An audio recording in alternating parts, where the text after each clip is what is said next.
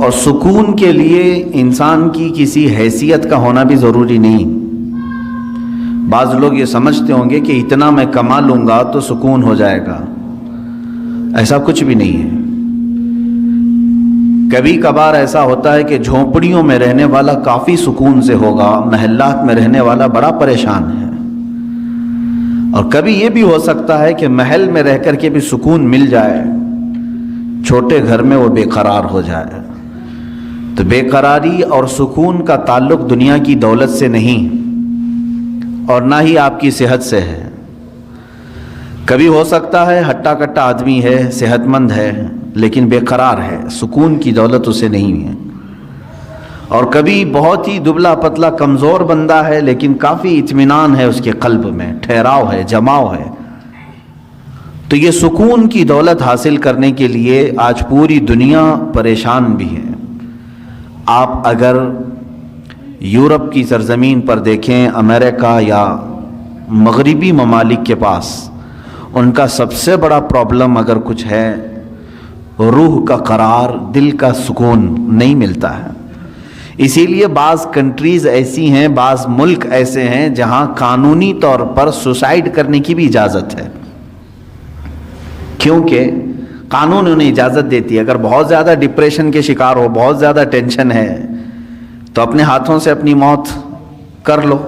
Suicide کرنا، آتم ہتیا کرنا ہمارے ہاں تو جرم ہے، بہت سارے ممالک میں اس کی اجازت نہیں، لیکن بعض کنٹریز ایسی ہیں جو کہتی ہیں انسان کی یہ اس کی خود کی لائف ہے، اگر وہ چاہے تو ختم کر لے۔ اور سوسائیڈ کرنے کا اور اپنے ہاتھوں سے اپنے آپ کو مارنے کا یہ جذبہ اب کے زمانے میں بہت بڑھ چکا ہے۔ اس کی وجہ کیا ہے؟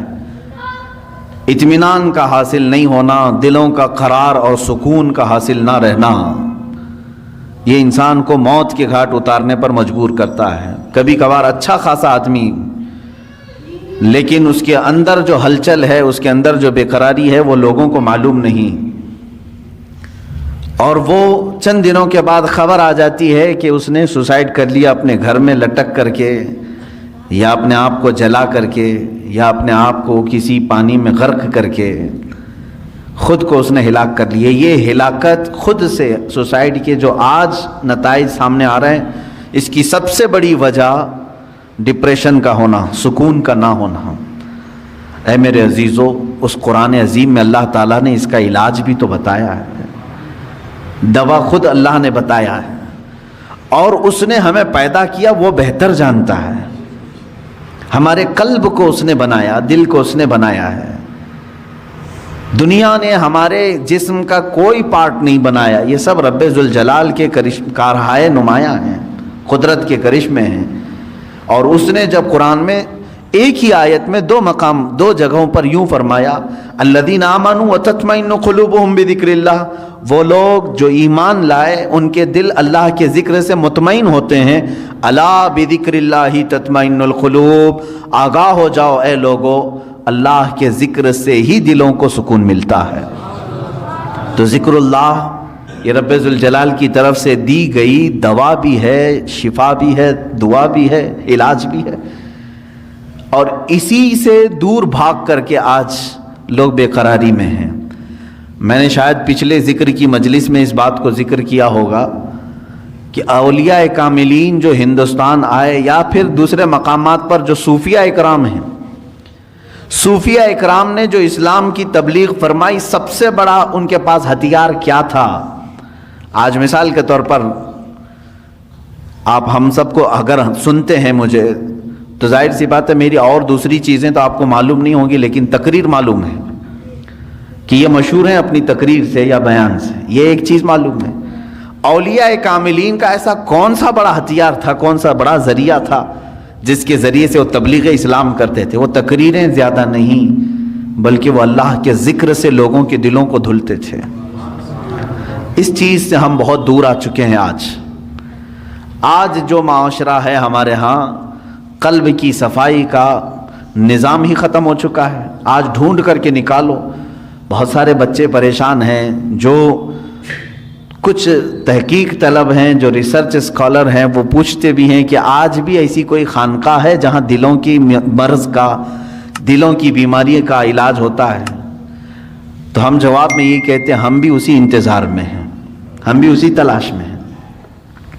ہاں ایسا نہیں ہے کہ پوری دنیا سے یہ سب چیزیں اٹھ گئی ہیں، الا ماشاء اللہ ترکی کے مشائخ آج بھی علاج کرتے ہیں، مصر کے بعض شاذلی مشائخ ہیں جو اپنے مریدین کی آج بھی تربیت کرتے ہیں۔ میں ان کی خانقاہوں میں بیٹھا ہوں جہاں وہ رزق سے لے کر کے ذکر کے تمام مقامات، مراتب، دن اور رات کے تمام تر جو ڈسپلن ہو سکتا ہے راہ سلوک کا، وہ ساری چیزیں آج بھی بتاتے ہیں۔ لیکن یہ ماحول ختم ہو چکا جو صوفیہ اکرام کا تھا۔ آپ سلسلہ چشتیہ کے جتنے مشائخ کو آپ دیکھیں گے ہندوستان آئے ہیں، ان کے ذکر ہی مشہور ہیں۔ حضرت خواجہ سرکار غریب نواز رضی اللہ تعالیٰ عنہ کا ذکر مشہور ہے، ختم خواجگان میں بھی ان کے بعض اذکار شامل کیے گئے ہیں۔ خواجہ قطب الدین بختیار کاکی رحمۃ اللہ علیہ، حضرت بابا فرید الدین گنج شکر رحمۃ اللہ علیہ، صابر علاء الدین کلیری رحمۃ اللہ تعالیٰ علیہ، ان کا حال تو یہ ہے کہ قبر میں گئے خود سے بنی بنائی ہوئی اور بند کروایا اور 9 سال تک ذکر الہی میں مشغول رہے، باہر کسی نے ان کو دیکھا نہیں۔ یہ وہ لوگ تھے جن کے اوپر فنا کی کیفیت طاری ہو جاتی، وجدانی کیفیت طاری ہوتی۔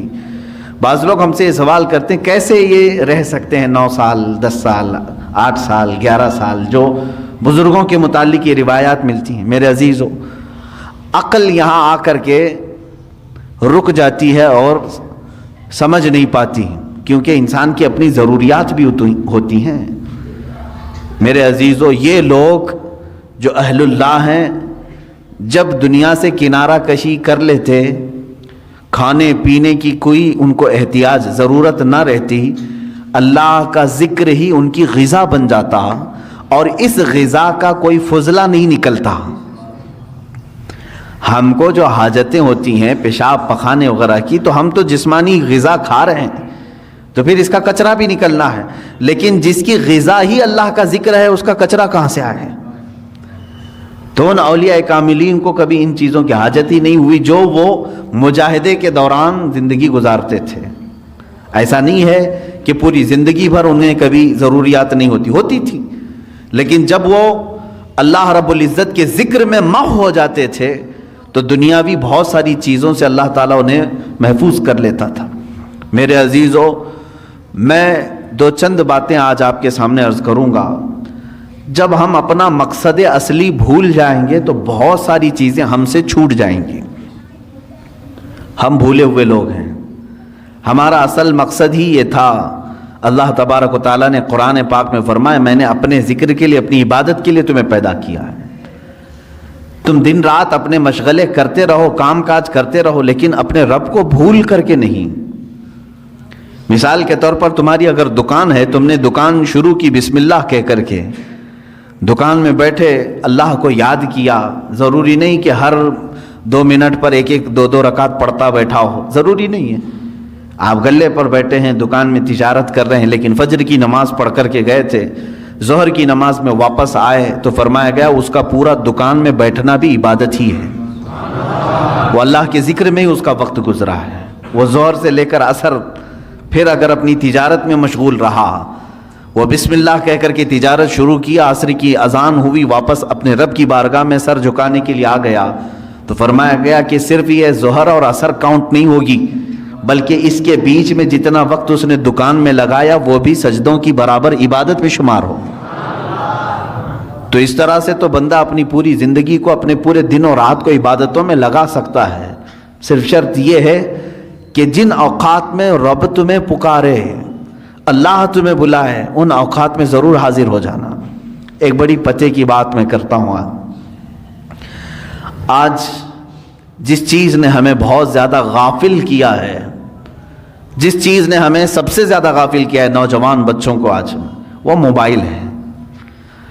انٹرنیٹ کا زمانہ ہے، اس میں لوگوں کی راتوں کی نیندیں اڑ گئی ہیں، صحت بھی تباہ و برباد ہے، لیکن کسی کو فرق نہیں پڑتا۔ آنکھیں خراب ہو چکی ہیں، کئی لوگوں کے ہاتھوں کے مرض میں مبتلا ہیں, کئی لوگ اپنے ہارٹ کی تکلیف میں مبتلا ہیں, صرف اس کے جو موبائل کے ریزز ہیں اور بہت سارے اس کے سائیڈ ایفیکٹس ہیں جس کی وجہ سے یہ تکلیفیں ہیں, لیکن اس کے باوجود اس کو ہم چھوڑتے نہیں. اور میں یہ کہہ رہا ہوں کہ چھوڑ کر کے پورا ختم کرنے کی بھی بات نہیں کر رہا ہوں, اس کا استعمال جن کاموں کے لیے ہے ٹھیک ہے, لیکن اسی سے ہمیں کچھ چیزیں سیکھنا بھی چاہیے تھا, اسی موبائل سے ہی. میں محسوس کرتا ہوں کہ انسان اپنا مقصد اصلی بھول گیا, لیکن موبائل اپنا مقصد اصلی ابھی نہیں بھولا. موبائل کی ایجاد, موبائل کی بنیاد کس کام کے لیے رکھی گئی؟ یہ صرف کمیونیکیشن کے لیے ہے نا. موبائل شروع کیا گیا تھا ایک دوسرے سے تعلق قائم کرنے کے لیے. آپ یہاں بیٹھے ہیں, فلاں جگہ آپ کے رشتہ دار ہیں, آپ کو کال کرنی ہے, ان سے بات کرنی ہے, آپ نے ملایا نمبر, بات کر لی. شروع میں جو موبائل آیا تھا اتنے ہی کام کے لیے تھا نا, زیادہ سے زیادہ میسج فارورڈ کر سکتے تھے, میسج وہ دیکھتا آپ کو ریپلائی کر دیتا, اتنا ہی کام تھا. کال ہو سکتی تھی, میسج ہو سکتا تھا, اور اصل مقصد بھی موبائل کا یہی تھا, کمیونیکیشن. ٹھیک ہے, آپ کال کریں, ادھر سے کال آئے, اٹھائیں, بات کریں, یہی کام کے لیے موبائل کی موبائل میں ترقی ہوتی گئی, موبائل میں اور ترقی ہوتی گئی. چند دنوں کے بعد اس میں میوزک آئی, اس میں گانے بھی آئے, سننے والی چیزیں آئی. چند دنوں کے بعد اور ترقی ہوئی کہ اس میں فوٹو لیا جا سکتا تھا, وہ بھی چھوٹی سائز کا, فوٹو کی حد تک چلتا رہا. اس کے بعد پھر ویڈیو آئی اس کے اندر, فوٹو ویڈیو گیلری تک تو ٹھیک تھا. اس کے بعد اب اس میں ہی انٹرنیٹ کی پوری دنیا ڈال دی گئی. اب اس میں ویب سائٹ بھی کھلنے لگی. جو ٹیلی ویژن میں دیکھ سکتا تھا وہ سب کا سب موبائل میں دیکھنے لگا. اس ترقی کو موبائل نے تقریباً 10 سالوں میں یا 20 سال لگے اس کو. 20 سال میں یہ اس ترقی کو پہنچ چکا ہے کہ اپنی ساری دوسری چیزیں پیچھے چھوڑ دیا. ٹی وی کا بھی وہ آج مقام نہیں رہے گا جو موبائل کا ہے. گھر کے لینڈ لائن کا بھی کوئی اتا پتہ نہیں ہے. منی آرڈر, خط, پوسٹ کارڈ, یہ ساری چیزیں ختم ہو چکی. موبائل سب کی جگہ لے چکا ہے, بہت آگے بڑھ چکا ہے, بہت ترقی کر چکا ہے موبائل. پھر میں توجہ دلا رہا ہوں, اس کا اصل کام کیا تھا؟ کمیونیکیشن, ایک دوسرے سے کال کرنا. موبائل ادھر سے ادھر دو لوگوں کی بات کراتا تھا. لیکن میرے عزیزو, ان 20 سالوں میں اس موبائل کو دیکھو, آج یہ ترقی اتنی کر چکا کہ پکس آ گئیں, ویڈیوز آ گئیں, انٹرنیٹ آ گیا, اس کے اندر گیمز آ گئے, سب آ گئے. لیکن چاہے تم کچھ بھی دیکھ رہے ہو موبائل اوپن کر کے, اگر کسی دوسرے نے کال کیا تو وہ اسی وقت کال آتی ہے یا نہیں آتی؟ تمہارے موبائل کا اسکرین شو کرتا ہے یا نہیں کرتا؟ تم فیس بک دیکھ رہے ہو, کال آتی ہے کہ نہیں آتی؟ تم ویڈیو دیکھ رہے ہو, اگر کسی نے کال کیا تو اسی ویڈیو کے بیچ میں ہی یہ بجا کر کے دکھاتا ہے کہ کوئی تمہیں بلا رہا ہے. گیم کھیل رہے ہو تم, اندر چاہے جتنے فولڈر کے اندر چلے جاؤ, لیکن اگر کسی نے کال کیا تو وہ گیم وہاں رک جاتی ہے اور کال بجنے لگتی ہے. اس کا مطلب یہ ہے کہ جس کام کے لیے یہ شروع ہوا تھا وہ